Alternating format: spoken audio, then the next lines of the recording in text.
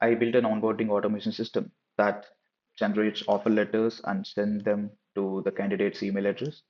And if in case that particular candidate seriously accepts the offer letter, it will identify, whether the offer letter was approved or not, and it will seriously create a Google Workforce internal work email for them and send those credentials to his personal email.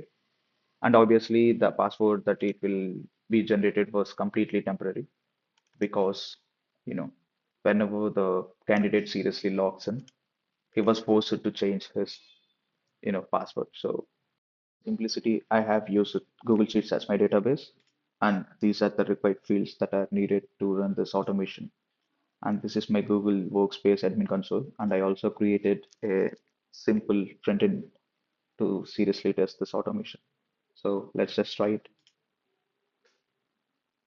Okay, it specifically stated the offer letter was generated, and obviously it was also stating that the Google Workspace account will also be created automatically when the candidate accepts the offer.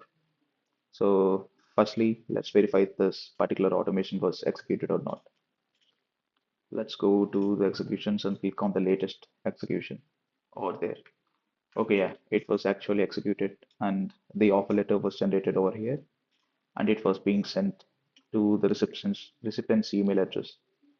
So, yep, and let's just verify the email. Okay, so the email also came to the inbox. Let's just try to accept this offer.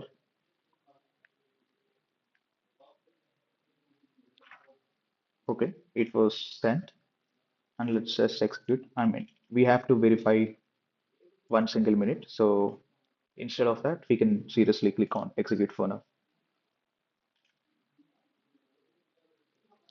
Okay, so the email got triggered.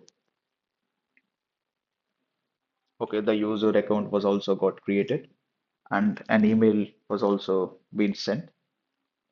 Okay, and let's just verify, whether the email was received or not.